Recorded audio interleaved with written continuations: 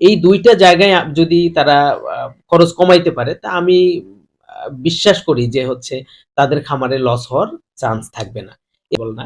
But সে যেটা করতে পারে তারা খামারিদের মধ্যে একটা গ্রুপ তৈরি করতে পারে। আমাদের ছোট খামারি বিশেষ করে ৫০০, ১,০০০, ২,০০০, ৩,০০০, ৫,০০০ মুরগির যে খামারিগুলো ছিল তারা আস্তে আস্তে তারা খামার থেকে নিজেদেরকে সরিয়ে নিচ্ছে।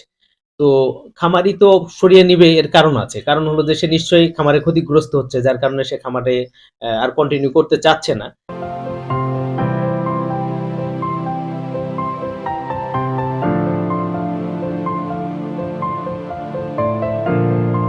বলি যে আপনি দুটো গুরুত্বপূর্ণ পয়েন্ট বলেছেন। যে একটা হচ্ছে তারা বিভিন্ন জায়গা থেকে ঔষধ কিনছে যত্রতত্র, আরেকটা হচ্ছে খাবারের মূল্য বৃদ্ধি পাচ্ছে। এই জায়গা থেকে আমি যদি একজন ডাক্তার হিসাবে আমি যদি ডাক্তারকে বলি যে আপনি একজন বিশেষজ্ঞ ডাক্তার, আপনি কি পরামর্শ দিবেন? এরা কি খাবার নিজেরা তৈরি করে খাবার যদি বানায় তাহলে সেটা কিভাবে তারা উত্তরণ হতে পারে? আরেকটা হচ্ছে এই যে যত্রতত্র না যেয়ে কোন জায়গায় শরণাপন্ন হলে তারা করতে, এই দুটো জায়গার ছোট খামারিদের যদি একটু ক্লিয়ার করতেন। এখন একটা বিষয় আসলে আপনার বুঝতে হবে আরকি যে মানে খাদ্যের ইনগ্রিডিয়েন্ট দেখা গেল যে তৈরি করতে খাদ্য তৈরি করতে দেখা গেল যে ১৫, ১৬, ১৭, ১৮, ২০ টা ইনগ্রিডিয়েন্ট লাগতেছে। এখন একটা ক্ষুদ্র খামারির যদি আমি চিন্তা করি যে আ ৫০০ মুরগির লেয়ার মুরগির একজন খামারি, তার ডেইলি দেখা যাচ্ছে যে হচ্ছে একটা মুরগির জন্য ১১০ গ্রাম খাদ্য লাগছে। তাহলে ৫০০ মুরগি হলে ৫৫ কেজি খাদ্য তার একদিনে লাগছে। এখন ৫৫ কেজি খাদ্য বানাইতে গিয়ে এখানে ক্ষুদ্র কিছু খুবই অল্প পরিমাণে কিছু আ ইনগ্রিডিয়েন্ট এর প্রয়োজন পড়ে। যেটা আসলে ওই ক্ষুদ্র খামারির পক্ষে কেনা কিন্তু পসিবল না। দেখা গেল আমি যদি উদাহরণ দিয়ে বলি যে লাইসিন, মিথিওনিন এগুলো দেখা গেল যে আ ১০০ কেজি খাদ্য বানাইতে গিয়ে সেখানে লাগতেছে হচ্ছে হয়তো ১০০ গ্রামের মতো বা আরো কম, ক্ষেত্র বিশেষে আরো কম বা আরেকটু বেশি। কিন্তু এইটা লাইসিন যদি কিনতে হয় তাকে কিনতে হবে একেবারে ২৫ কেজি।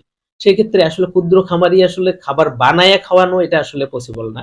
বাট সে যেটা করতে পারে তারা খামারিদের মধ্যে একটা গ্রুপ তৈরি করতে পারে। অর্থাৎ ৩ জন, ৪ জন, ৫ জন খামারি মিলে তাদের কতটুকু খাদ্য প্রয়োজন আছে সেইটুকু খাদ্য তারা তৈরি করতে পারে। সেক্ষেত্রে এলাকায় যারা বিশেষজ্ঞ মানে ডক্টর আছেন এমনকি এই ফিড ফর্মুলেশন করতে পারেন, তাদের শরণাপন্ন হয়ে তাদের মাধ্যমে থেকে যদি ফিড ফর্মুলেশনটা করে নেন, করে নিয়ে ৫ জনে একসাথে ফিড তৈরি করেন, সেক্ষেত্রে তারা এখানে অবশ্যই দেখা গেল যে কেজিতে মিনিমাম ১০-১৫ টাকা তারা সাশ্রয়ী করতে পারবে এবং ১ কেজিতে ১০-১৫ টাকা যদি সাশ্রয়ী হয় তাহলে অবশ্যই তাদের উৎপাদন খরচ কমে যাবে এবং তারা হচ্ছে মানে লাভবান হতে পারবে বলে আমি মনে করি। এটা হচ্ছে খাদ্যের ক্ষেত্রে। আর যদি আমি চিকিৎসার কথা চিন্তা করি, প্রত্যেকটা উপজেলায় কিন্তু উপজেলা প্রাণী সম্পদ দপ্তর আছে যেখানে একজন ভেটেরিনারি সার্জন, একজন উপজেলা প্রাণী সম্পদ অফিসার কর্মরত আছেন। তো সেক্ষেত্রে তারা যদি তাদের কোনো আ মুরগি যদি অসুস্থ হয়, তারা যদি অসুস্থ মুরগি কিংবা মৃত মুরগি অর্থাৎ যে মুরগিটা অসুস্থতার কারণে মারা গেছে, এই মুরগিগুলো নিয়ে যদি তারা হসপিটালে আসে, সেখানে যদি ডক্টর পোস্টমর্টেম করে তাদেরকে চিকিৎসা দেয়, সেক্ষেত্রে যে ঔষধটা প্রয়োজন তারা সেই ওষুধটাই লিখবে। এমনকি সেই ওষুধটা নিলে দেখা গেল যে তাদের রোগ থেকে তারা পরিত্রাণ পেতে পারে আরকি। এর পাশাপাশিও অ্যা প্রত্যেকটা উপজেলায় এখন বিভিন্ন কোম্পানির অনেক ডক্টর আছে। যারা পোল্ট্রির চিকিৎসা করে। এই ধরনের ডক্টরের চিকিৎসা নিতে হবে। অবশ্যই ডিভিএম ডক্টর অর্থাৎ যারা ডক্টর অফ ভেটেরিনারি মেডিসিন পড়ে পাশ করে ডক্টর হয়েছেন তাদের চিকিৎসা নিতে হবে।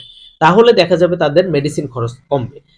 যত্রতত্র পল্লী চিকিৎসক কিংবা মানে ওই ডিলারদের কাছ থেকে ঔষধ নেয়া যাবে না। সেক্ষেত্রে তারা মানে তাদের যে মেডিসিন কস্টটা আছে, মেডিসিনের যে খরচটা আছে এটাও তারা কমাতে সক্ষম হবে। এই ২ টা জায়গায় যদি তারা আ খরচ কমাইতে পারে তা আমি বিশ্বাস করি যে হচ্ছে তাদের খামারে লস হওয়ার চান্স থাকবে না।